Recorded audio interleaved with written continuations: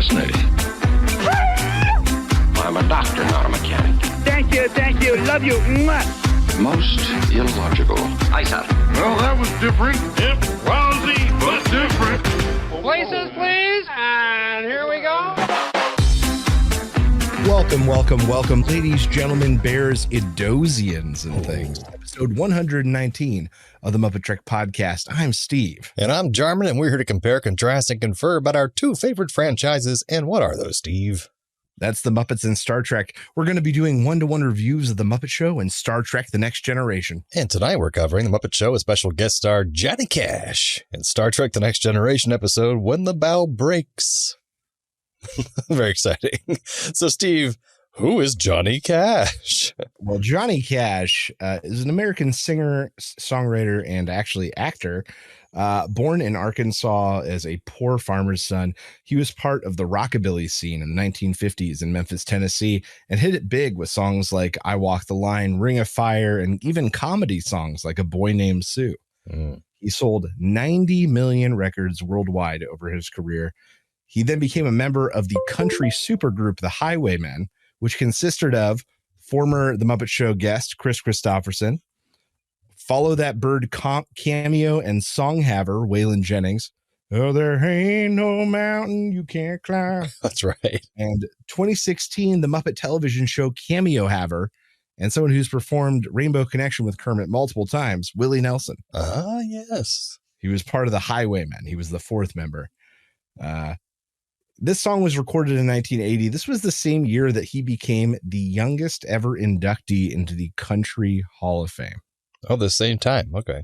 At this same year that happened. So he was kind of right at his peak, right when he did the Muppet Show, which is kind of crazy. Yeah, they're getting the big stars. But what's he up to this week?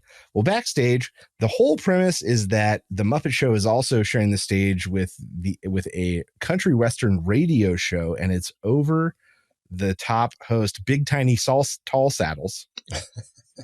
Backstage, the radio equipment has just taken over the backstage. Fozzie hurts himself on the equipment. Big Tiny Tall Saddle pushes Kermit around. Kermit is fed up, but gets warned not to confront Big Tiny because he hurts people. He's tougher than a 25-cent steak. But as they're coming out, the job's apparently already held by Wild Wily Whoopi, Big Tiny Tall Saddle's nephew. Kermit pushes Fozzie out on stage, and that's kind of the backstage plot. Most of it actually takes place on stage. Kermit hits the stage in cowboy garb. The episode's broadcast with radio, and he is joined by a quartet of radio singers, and they are in an overzealous sound man yokel. Kermit introduces the Martins and the Coys, who sing a song of the same name. The number happens, but all I can pay attention to is the Confederate flag in the background. Oy. Kermit comes to introduce Johnny Cash. He gets interrupted by a flamboyantly dressed cowboy and host, Big Tiny Tall Saddles, and the quartet of singers. He takes over announcing the show. He introduces Johnny, which performs Ghost Riders in the Sky. The stage is filled with veiled ghost Gonzo and a bunch of other Muppets riding cows. The Ghost Riders in the Sky. The flamboyant cowboy dismisses Rolf the dog from stage and introduces Grandpa McGuire and his whistling bricks. Kermit puts his foot down only to be forced into a jumping contest.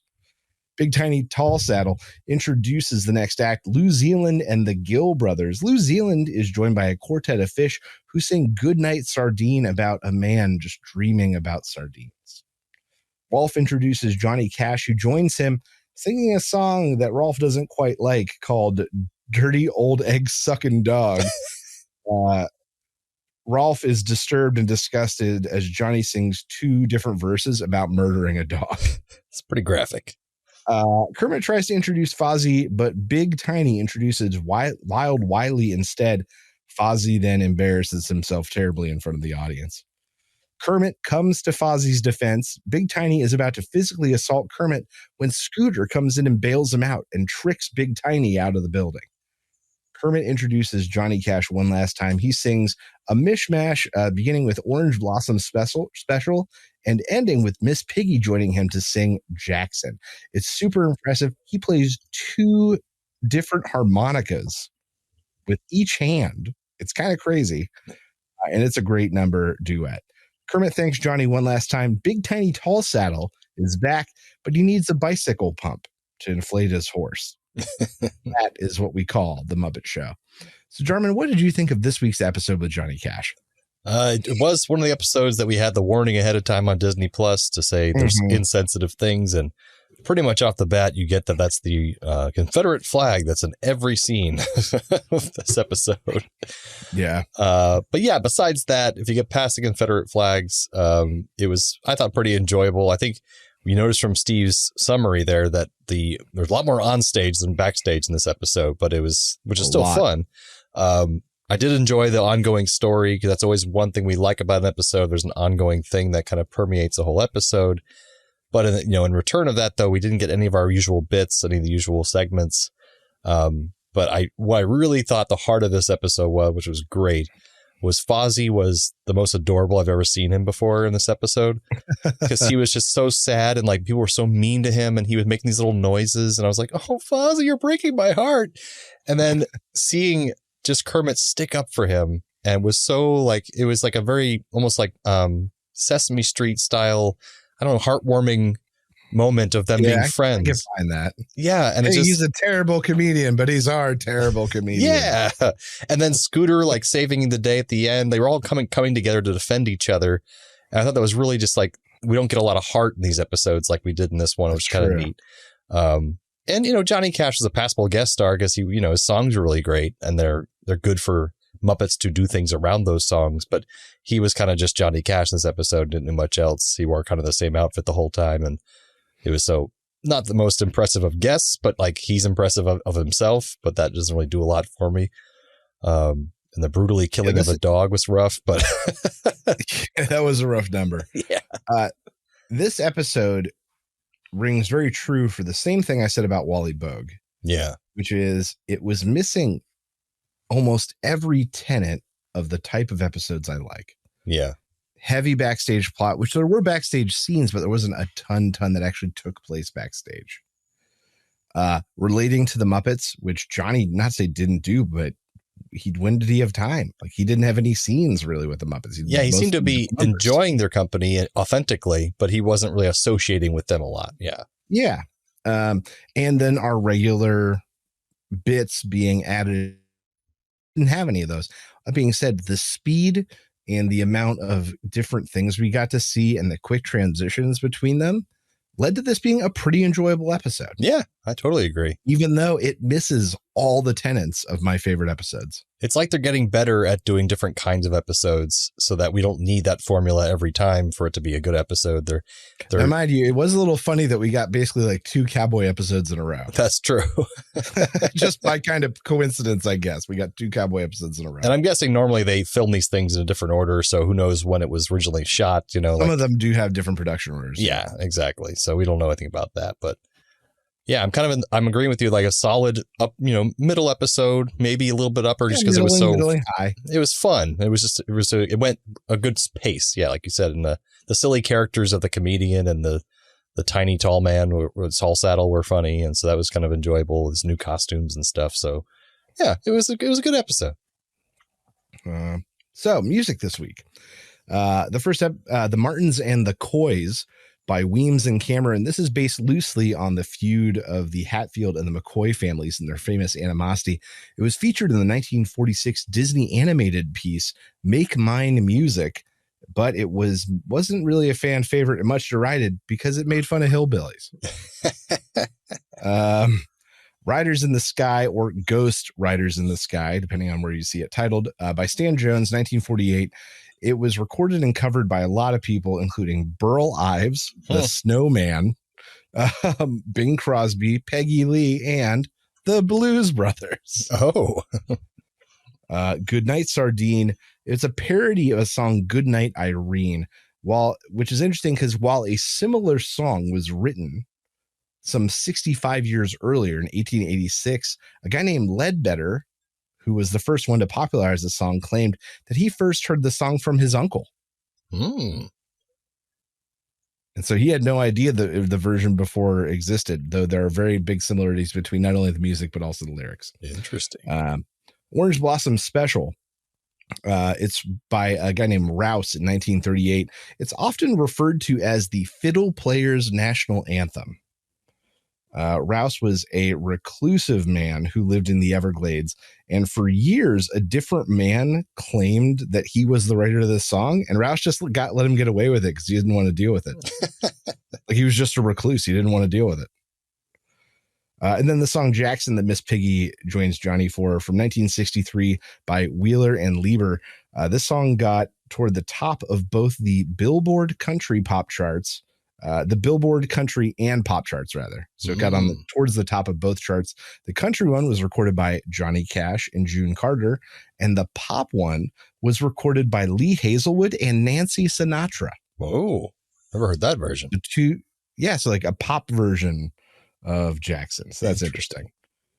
But Jarman, what did you think was the best Muppeteering moment on this week's episode? Once again, besides the Confederate flag, my favorite for that was probably the Martins and McCoys number, because just a ton of Muppets shooting prop guns and explosions going off and stuff. It was just a lot to coordinate and go on at one time. It went by so fast, but I was like, whoa, that was a lot. What about you? Oddly enough, I'm going to give it to Lou Zealand in Goodnight Sardine. It was a really genuinely good performance from a character that I don't think we've ever heard Lou Zealand sing. That's true. Or really do a number. There might have been one other at some point, but because of that, I enjoyed it extra. Yeah, that's more unique in that way. Yeah.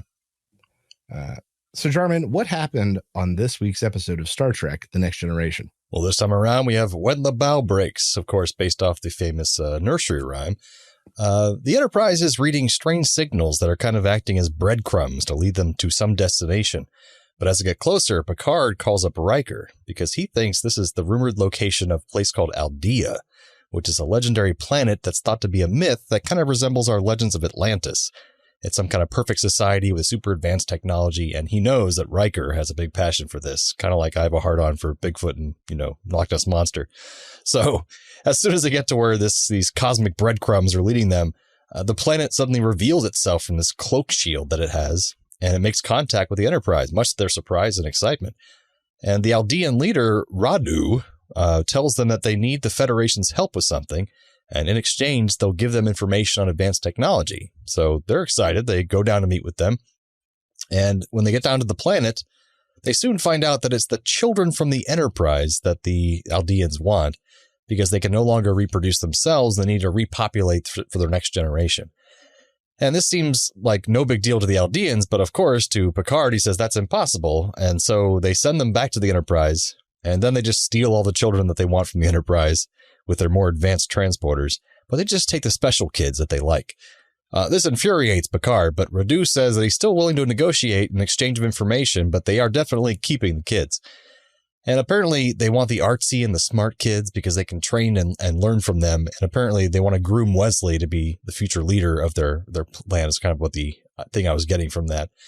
And Picard tries to stall them with negotiations while Dr. Crusher goes to find out why these people can't have children. And the rest of the crew try to find a way to beam down to the planet and get through their shield somehow.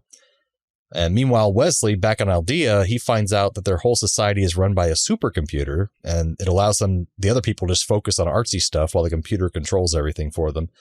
But he scopes out the computer's power core, and he also coordinates with the other kids to form a hunger strike, so they won't help these people unless they let them go. Picard agrees to come back down and negotiate, but he's really just coming down so he can secretly send Data and Riker down to neutralize their shields. And Riker's able to lock them out of the computer, and this gives them leverage over the Aldeans, and Dr. Crusher just then also finds out that their shield is what is causing them to all go sterile because it's giving them radiation poisoning.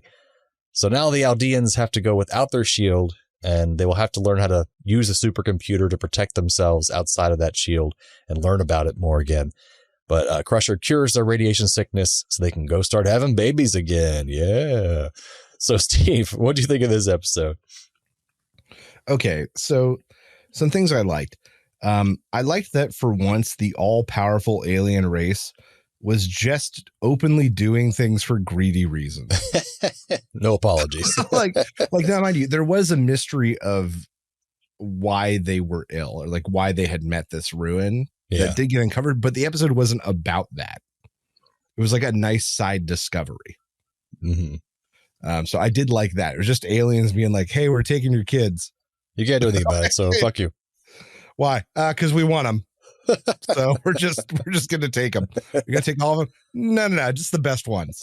Like you can keep the duds. Very, very open about it. This was, I feel like, actually for once a good Wesley episode. I agree. That's one thing I put in my notes. Smart stuff to get his mom the readings that she needed, leading the kids in the passive resistance to buy them time and to force a reason for them to be allowed to see Picard and the others.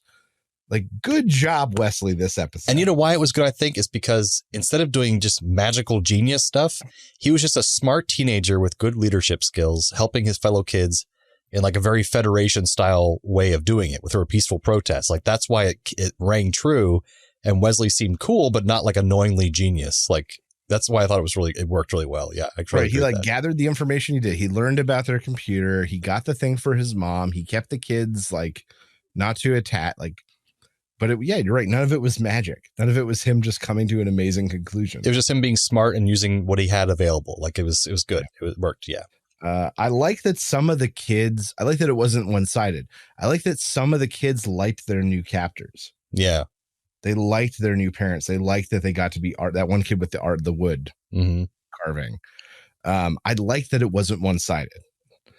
And then I love the moment. This is a specific moment when the main, I'm going to say bad guy in quotation marks. When the main bad guy admitted that he's just not very good with children. Yeah. After all this crap. Can you talk to them? I'm not very good with children. That was pretty funny. Okay. So some things I struggled with and maybe disliked a bit. I really wish there had been more tension and mounting tension with buy-in from the scared and disgruntled parents of the kids. We got that one scene where we get to see that mom freak out and say, Picard, you've got to do something like that. That one scene, I think, in the briefing room. Yeah. But otherwise, Crusher is the only parent directly involved in the story. And she is super too rational about it. I could see that. That I feel like the desperation and the pressure from the ship side wasn't there to push the tension. Yeah, like the continually bugging the captain about, hey, what's going on? Where are our kids? What's happening? Or a parent doing something outlandish and putting them in an even worse position. That's true. The parent's desperate. Something to mount as a tool they could have used. And instead they had that one scene with Picard like, we're going to get him back. And then that was it. That's true. I love that there was no explanation as to why they wouldn't take all the children. They're like this Atlantean level amazing techno that have enough resources to raise all the kids. And it just didn't make sense to me with their mission of like repopulating and creating the next generation, blah, blah, blah, that they didn't take all of them. Yeah, it made it feel smaller, like as if that was all everyone we saw on screen was everyone on that whole planet. Like that, because otherwise, I said, are they the only 7 kids on the Enterprise? Yeah, that too. Yeah. And then my last question is, where the fuck did that little girl pick flowers? Given to Picard for that embarrassing moment. They're just out in the corridor, just wildflowers growing in the corridors. She had that replicator makeup, maybe. Who knows? Replicator can make plants. They can make food, so I'm guessing they can make plants. I guess it's dead plants, so I guess. Yeah, exactly. That's fine. I guess it's the same as it making like a bowl of broccoli or something. Yeah, exactly. Yeah, like broccoli plant. Yeah. So a little girl went to a replicator and made a flower. Computer, flower. That's all you got to do. It's my only line. But overall, I thought a pretty darn good episode that kind of broke a lot of the cliches that I've come to expect so far. Yeah, what I kind of liked is that the premise feels like an original series episode. Super advanced society, but they're run by a supercomputer. Like that does ring, familiar. But then they put that is literally half of the episodes in the original series. If it wasn't gods or something, it was a computer. But they put the TNG spin on it of trying to solve things with diplomacy and empathy and everyone contributing where they can to solve this problem which isn't really what happens in the original series. It's just the three main guys solve everything, you know, for everybody. And just usually with blunt force or a punch to the face, or tricking a computer into a logic problem. That was always the thing they used to do. Kirk's going to fool a computer and then kiss a broad. That happens every episode. But then they didn't use some of the supporting cast as well, like Troy, Worf, Geordi, and Yar. They had a couple lines, but they weren't really used that much. But the rest of the cast, they were all used pretty well. But also good guest stars. Like we sometimes comment on that when there's really shitty ones or really good ones, but I thought there was really good ones in this one. Everyone is acting really well, I thought. Even the parents that were on the Aldean planet, the new parents, they were really good actors and stuff too. So yeah, they did pretty darn good. Yeah. So I agree. I think you're right. It could have had that better B plot of the parents back in the ship, kind of like maybe forming a thing against. Needed something on that side because there wasn't really a B plot in this episode, which is kind of unusual for TNG. So that could have been a B plot of like the parents forming a rebellion, saying like we have to go down there and attack or something like that. You know? Yeah, or like them beaming down and fucking shit up for everyone. Yeah, that would have been a really good idea. So yeah, upper middle episode for me, I think, because it was just really solid all around. I thought. Yeah, I agree. Upper middle. So some trivia for this episode. Throughout the episode, the youngest child, the flower girl, Alexandra, was actually played by twins, Vanessa and Jessica Bova, which is adorable.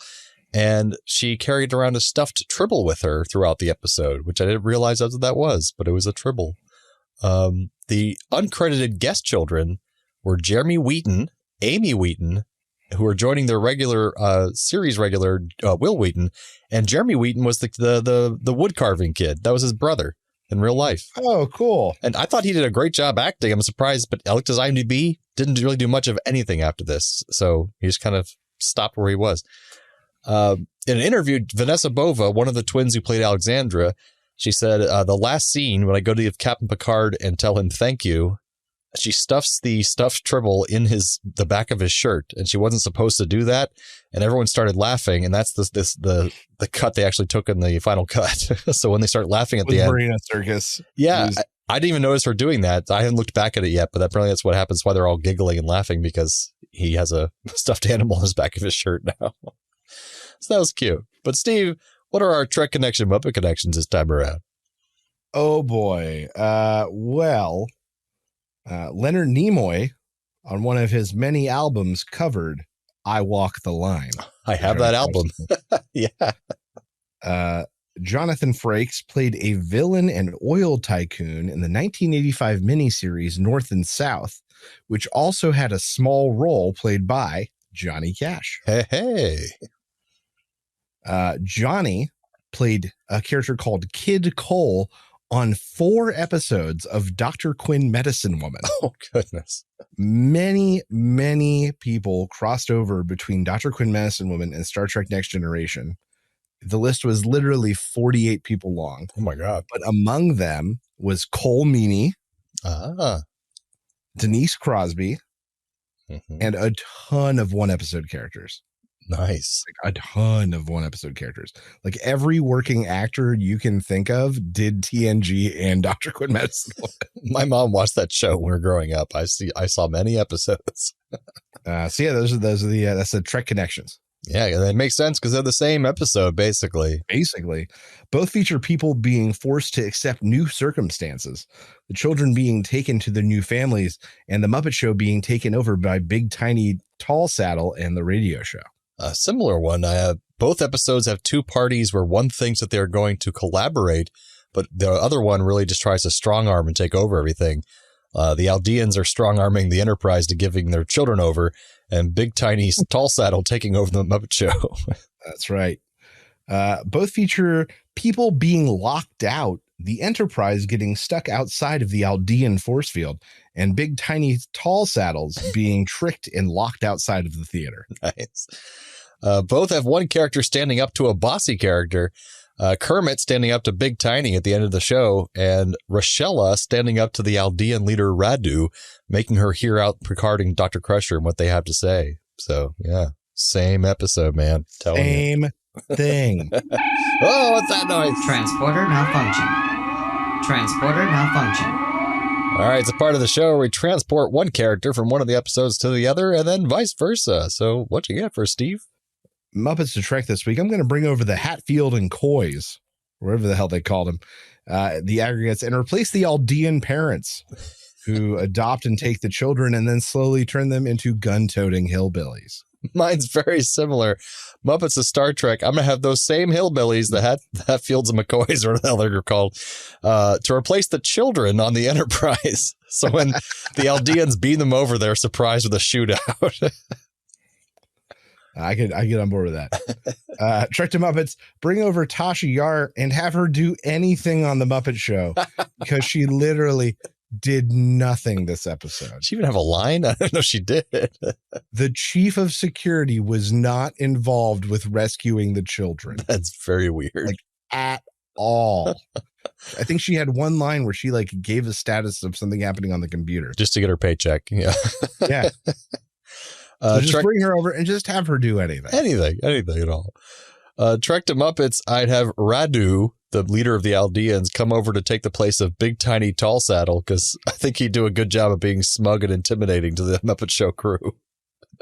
But a terrible radio host. I don't like children. Awful. I don't do well with children.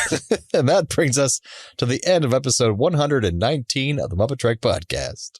Join us next time for the Muppet Show with special guest Buddy Rich. And the Next Generation episode, Home Soil. So from the lovers, the dreamers, and us. Live long and prosper, everyone. Thanks for listening to the MuppeTrek Podcast. Be sure to follow us on social media on Facebook and Twitter. Subscribe to us on Apple Podcasts, YouTube, Spotify, or your favorite podcast platform. This podcast has been brought to you by A Play on Nerds.